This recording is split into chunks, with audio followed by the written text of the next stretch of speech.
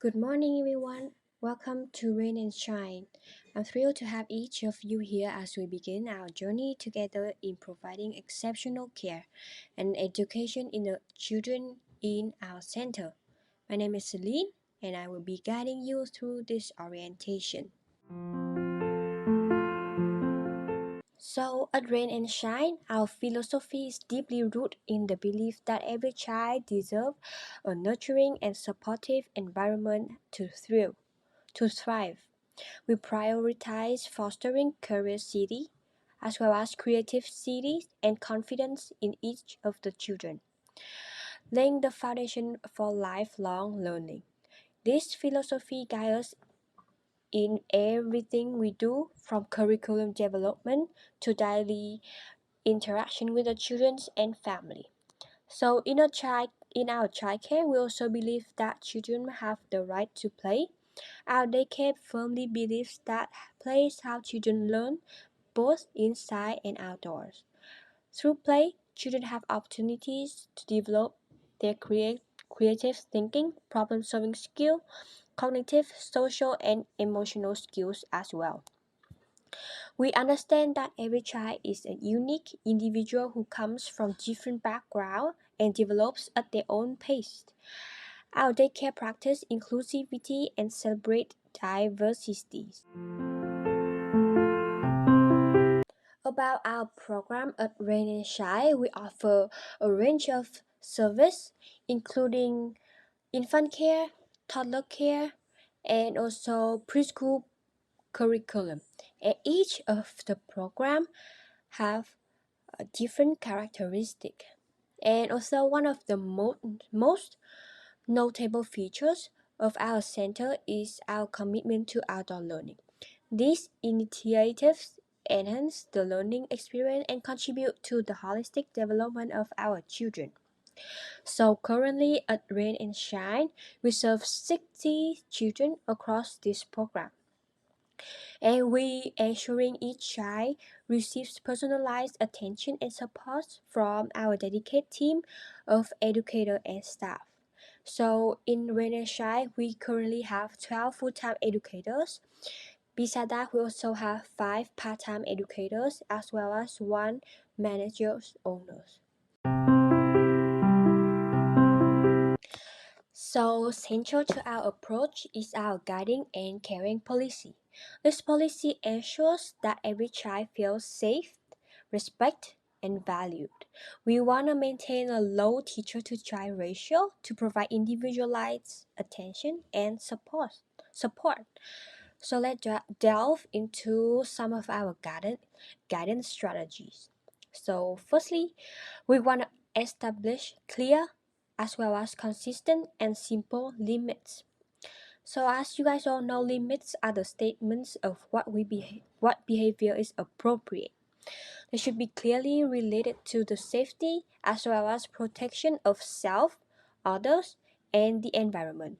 So for example, we should say to children, inside we walk. So set the simple limits for them. And secondly, we want to state limits in a positive way rather than a negative way. For example, it is time to put the blocks away. We should say that rather saying don't leave the blocks on the floor. So phrasing the limits in a positive way, focus on what we do rather on what we not to do. Thirdly, we want you to focus on the behavior rather than the child. So, for example, you can say to the children, when you grab the chalk, it makes Sam angry, rather than you should be ashamed of yourself for grabbing the chalk. Moreover, we also want you to state what is expected rather than posing question toward the children. In a matter of the routines, limits, as well as expect behavior, it is more important to state rather than to ask. While there are many opportunities for children to make choices, offer these options only when they are appropriate. When there is not a choice, Make a clear statement of what is expected. For example, it is time to tidy up now rather than do you want to tidy up? And then we are also encourage you guys to provide the children with choices. Providing choices is also a valid prevention strategy for young children, which often avoids power struggles. For example, do you want to put your pants on first rather than get dressed now? We also encourage you to allowing time for children to respond to expectation. For example, in 5 minutes, it will be time to clean up rather than get that cleaned up now.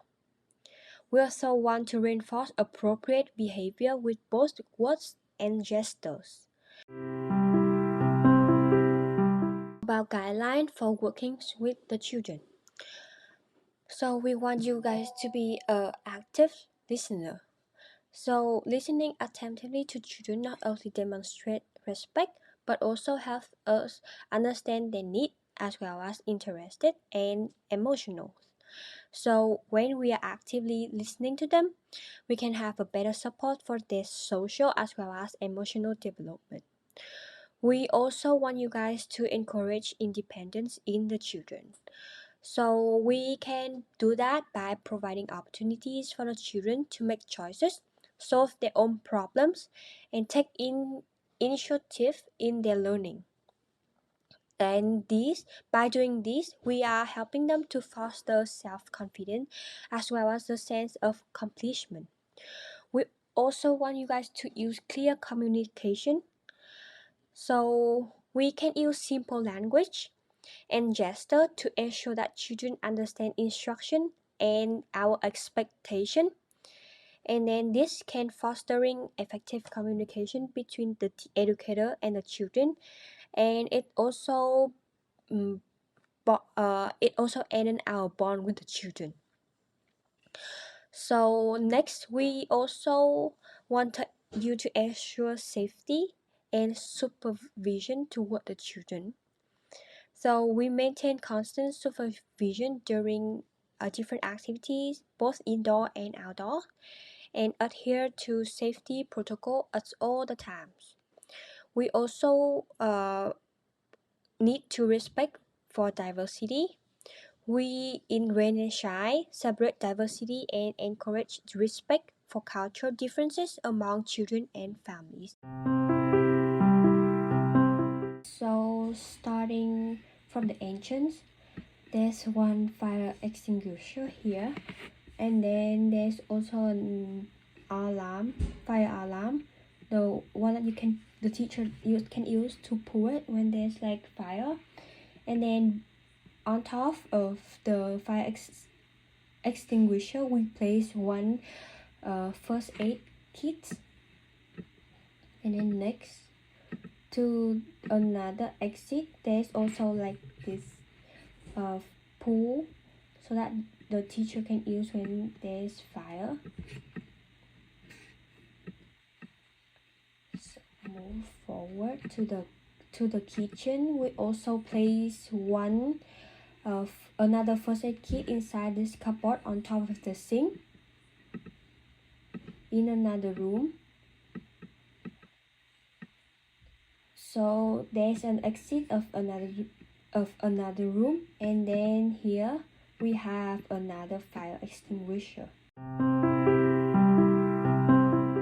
As an EC in our childcare, the primary responsibilities include facilitating age-appropriate activities and educational programs that align with our curriculum objectives. And it is a must to monitor and ensure the safety and well-being of children at all times. The ECE need to collaborate with colleagues and families to support children's developmental milestones and individual needs. As an EC, you need to maintain a clean, organized, and inviting learning environment. And then you will need to communicate with parents regarding children's daily activities, progress, and any concern. Our center operates from Monday to Friday from 8 to 5. There are three main shifts. First one is the opening shift. The staff are required to be at the center 7:45 to start early, prepare and set up classroom, greets families, ensures a smooth morning transition.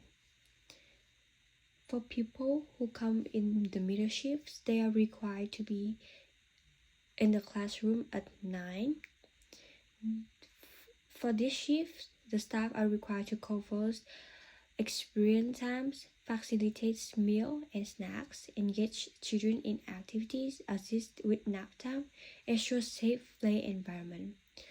For closing shift, the staff are required to be in class at 9:30 to wrap and stay until 5 to wrap up the day.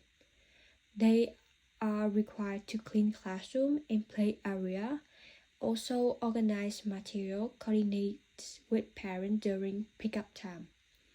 For the break time, each staff can have 1 hour of break.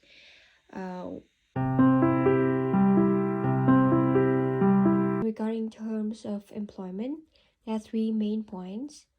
Firstly, probationary period. New employees typically undergo a probationary period upon starting, usually lasting 3 to 6 months, and during this time, performance and suitability for the role are evaluated. The second point is annual review. Employees receive annual performance review to discuss their achievement, strengths, as well as area for improvement in career development goals. These reviews are crucial for providing feedback, setting objectives for the educators. Last one is termination. So termination may occur due to various reasons such as poor performance, misconduct, violation of company policies, or organizational restructuring.